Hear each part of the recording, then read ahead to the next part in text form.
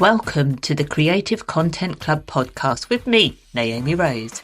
If you are a business owner who wants to consistently create content that connects and converts into clients, this is the podcast for you. I hope you enjoyed today's episode. Let's get right into it.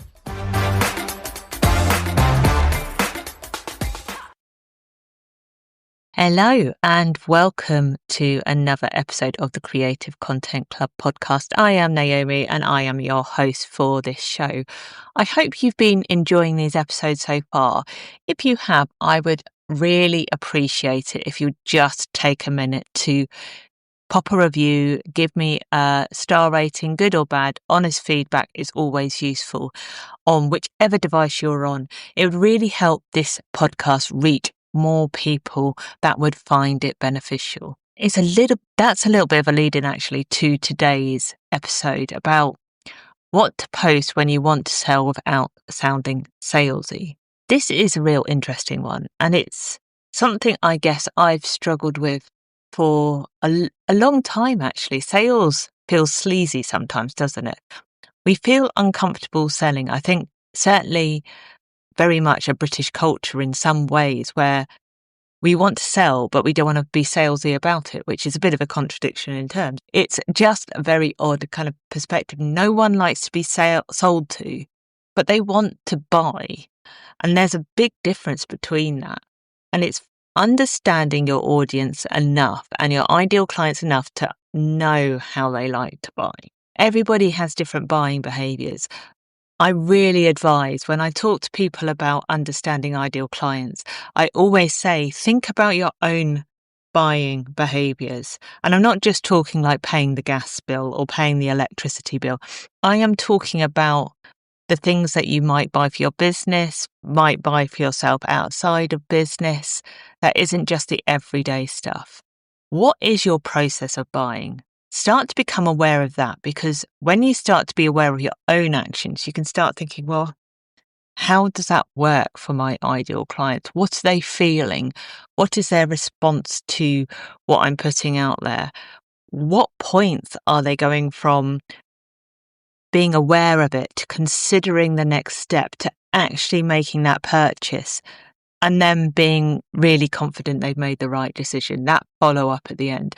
That is so important because you don't want people to have buyer's remorse. If you've ever bought something and gone, I shouldn't have done that, or you feel guilt for it, you might just instantly return it. We don't want that with our clients, obviously. So how do we make what we've got to offer feel like it's not salesy? So that's why I wanted to do an episode today on this. And I'm not just talking about posting on social media. This could be anywhere. This could be in a masterclass. It could be in a blog. It could be on your email. Anything that involves creating content of whether you're talking, whether you're putting a post out there, written word, or even like me on a podcast. How do you make those posts feel genuine without feeling like you're conning the person at the other end? Because we don't want to con them. That's not what we're here to do. So I'm going to give you some tips of how to build that confidence up when it comes to selling in your posts and making it feel like you are really helping people, because you are. It's just that we have to change our mindset a bit. So I'm going to teach you some of the things that I've learned. And I have been very uncomfortable about this in the past, particularly in the online space. It feels really disingenuous, particularly being my own personal brand, which is even more uncomfortable. Put me behind a brand, put me behind another company, I am absolutely fine. My own offers, I completely doubt myself when it comes to it. And I've had to really work to shift that mindset, and I work at it every day. Do not think because what I'm putting out there is going out and getting in clients that I don't have to do this work. I absolutely 100% do. But you have to put the asks out there. So, okay, here we go. We're going to get into it. So number one, I always think that people want to know the reality. They don't want polished. They don't want perfect. In fact, we don't believe perfect and polished because we don't see how that's realistic to us. If we were to apply that, we wouldn't feel that we have the confidence to get that perfectly polished content. So the first tip for you is to share the why behind what you're offering. Why are you doing what you're doing? Why are you offering it? What has inspired you to help people? We're not talking about, obviously we're talking about making sales, but actually the real reason you're doing what you're doing is to help people because you have a passion for something. So share that why. Share the reasons that you've started doing what you're doing and why you've created this offer. Because you will have seen an opportunity. You will have seen that people need this. And you've probably experienced that gap yourself where you've gone, I've needed this. It's exactly what I've done in the past. Like even with the cafe and bar, that actually the idea, even though it kind of been brewing in my mind for a long time, it was because I wanted somewhere to take my dog and in a non-chain independent coffee place in my local town. I wanted to be able to walk in on a Saturday morning and have a coffee somewhere. So I opened one myself. I mean, there was obviously a little bit more to it, but I saw there was a gap. So I want you to think about sharing that why. What is it that drove you to creating it? Why was it that you chose to do this particular offer? What were people missing? Because people need to be aware of their gaps of what they're missing before they're buying. Because when they realize that, it's a no-brainer. They're going, oh, that's where I've been going wrong. Okay, this is going to solve my problem because that's what your offers are doing. They're solving problems. The second one, we often get caught up in the features of what's in our offer. Like, for instance, it's available online. It's going to be, you're going to get 12 weekly calls. You're going to get this in the course. Actually, they are all important to share. Do not get me wrong. You still need to include the features on your sales pages, but it's not why people join. Think about the motivations behind what your ideal clients are needing. What outcomes are they wanting? What transformation do they want to get by the end of it? What results do they want to see? That's what's going to draw them into being more interested in finding out about the features. We need to lead with the transformation, the outcomes, and the results that people are going to get, not the features of what's included. When people can really see how a product or a service is going to benefit them, they are going to start looking at more detail of it. We need to get them past that hook. How do you do that? Well, it's about sharing those real life examples, sharing that in the reality that breaks it down in their terms. So it could be about sharing your own transformation, about how you got there, or it could be sharing a client transformation that's worked with you before, the results they've got. Testimonials are good. Always include testimonials, but people want to see how it applies to them, how it is relevant to them. Can they see themselves in this transformation? Is it attainable? And they do that by seeing what other people are doing, seeing what might be possible, seeing who that's like them has achieved this. And if they can see people like them that have achieved this, they will believe that they can do it too. They will see that evidence. They will understand. So even like getting a video testimonial, or even if you're doing a launch, talking with someone who's had that transformation before. The key thing to remember with this, though, is people need to believe they can achieve it. Your offer will be undoubtedly really good, but if they don't believe that they can get the outcomes, if it's too out of their own reach, they won't do it. So you need to give the reality of the outcomes and the results they're going to get in a way that feels that they can achieve it. People want to succeed, so give them that transformation in a way that works for them. So share those client stories of the people that are closest to them. It's not necessarily about the biggest wins. People don't necessarily want to see the biggest transformations. They want to see the transformations that's relevant to them. The third one, and this has changed a lot, I think, particularly in the last 12 months, but it's always been a really big factor in the sales process. But this one particularly now, particularly when we're in like a really quite fast pace where we rely on hooks to stop people from scrolling through social media. We rely on hooks to get people to open the email. So there's clickbaity subject lines. But actually, that's not what makes a sale. And if you don't want to feel salesy about it, this is where storytelling comes into its element. Stories sell better than slogans. Slogans are good because they help people remember Nike, just do it. It's the motivation behind the why of why Nike exists. What people want to hear are the stories. They want to hear how people got to where they are. What is it they've had to change? The inside knowledge that they can relate to, that they can actually share with other people. Sometimes they need a story to tell that they can tell to other people to make them believe them themselves.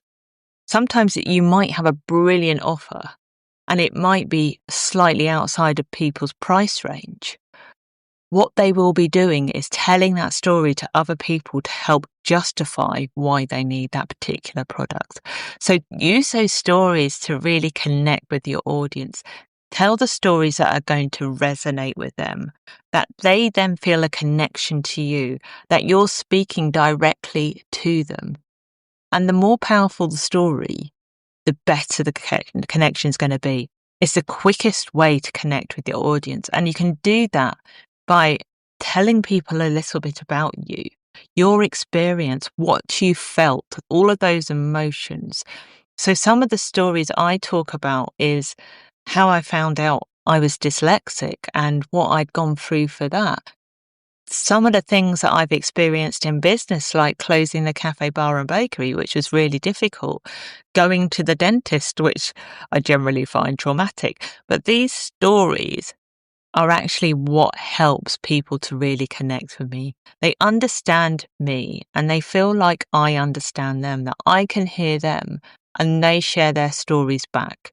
That's what I'm aiming for with storytelling content, is to get those stories back. People that can understand where other people have had to overcome challenges, where they've had to really dig deep and find the answers, they will feel like they're not alone. And that's when they'll want to buy, because they can see that results are what people get from you. So they want to really understand why you. And it's those stories that make you unique that will really build an audience of buying clients. And you don't then have to sell, because they'll be ready to sell. They will want to work with you because you get them. You've been there, you've done it, you've shared the story. They've got a similar one that they want to share. I even saw this when I had the cafe and the bar, because the amount of people that would tell me their own story of who was called Elsie, or because for context, my name isn't Elsie, obviously, that's my grandmother's name. It was what my cafe and bar was named after. So they would tell me their story. They would tell me a story of wanting to own their own cafe and the fact that I had done that. They will tell me their version of why they're connected with me. And that's where stories can be super powerful. And it's what makes people loyal. And you can't tell those stories enough. Tell them over and over again. People never get tired of a good story. People never get tired of seeing the same thing over and over again from someone. It's a repetition that really builds the strength. And actually, when they can see that story more than once and they know it, they feel like they know you better and that they're more superior than other people because they know you better, because they know that story and they can tell that story to another person. Okay, let's go for tip number 4. Show your thing, I call it the thing, in action. Basically, show how your service works. Whatever you've got to offer, what is it that people are going to get? So this is a little bit like the transformation, but people want to see inside the box. They want to go behind the closed doors. It's exactly why I use the example quite often of when you are wanting to go out to a restaurant. You want to know what the reviews are, where the location is, what the menu is, What does it look like inside? What are the bathrooms like? All of those things before you've even considered walking in the door. So give people an idea of exactly what they're going to get. Show them what they're going to see inside. Give them an understanding of really clearly, if you buy this. So yes, I'm talking a little bit about the features here, but we're putting it into context, putting it into their language so they can actually see and understand whether it's the right fit for them. If people are going to be in a platform that they don't like, they're probably not going to be the right client for you. But if this is what they're going to get, they're going to see the results. So it could be an in-person day, film one of your previous in-person days so people can see what you get into. It could be just walking people through the steps of how they can work with you online. It could be showing them inside, like I could show people inside the Creative Content Club and what they get. People want to see the thing in action. So even if you are working with someone or you've got a new launch or you're relaunching something, show what's happened in the past, show the results that people have got, but also show what people will get when they're there. The final thing that I've got for you today is about creating space for the sale. Don't be afraid to put the ask out there. Actually build a sales post that talks about all of those positive things. It could be an email. It doesn't have to be lengthy. It could be a simple question of, do you want to work with me? This is what I've got coming up this month. Really straightforward, to the point. But it puts that thought of, and maybe I do, into people's minds. Maybe they won't buy this time, but maybe they'll buy in 3 months' time. But allow people the opportunity to buy. Give them the opportunities to buy. Put it in front of them so that they can see that you have things they can buy. People aren't necessarily going to go hunting out how they can work with you, how they can buy from you. You need to get it in front of them, whether that's in the DMs, whether that's commenting, whether that's getting your content out there, wherever that might be. But allow yourself to put that sales post out there. You should be putting a call to action or a sales post out quite regularly. In your emails, on your socials, on your blog, whenever you have that opportunity to give people a next step, give them the opportunity to buy from you as well. You don't have to do it every time, and it probably isn't always the best, but don't be afraid to create the sale. I mean, imagine if we went into the supermarket and your favourite bar of chocolate wasn't there. You wouldn't buy, you would walk away. So make sure that people can find how they can work with you dead easy, because that will then make sure that they have the opportunity to buy. So do not deprive them of that opportunity. Don't make it hard for them, because it will put them off wanting to work with you. I hope that's helpful in giving you a few tips on how to sell without sounding salesy. Basically, be yourself. Talk about the benefits you get to your clients. Talk about those transformations that you would want. And think about your own buying behavior and how that might be for your clients as well, because your clients might be different to you and you have to adjust your actions. But when it comes to content, you can absolutely sell by just being you. But do not forget to put that call to action out. Do not forget to put that option out there for people to buy.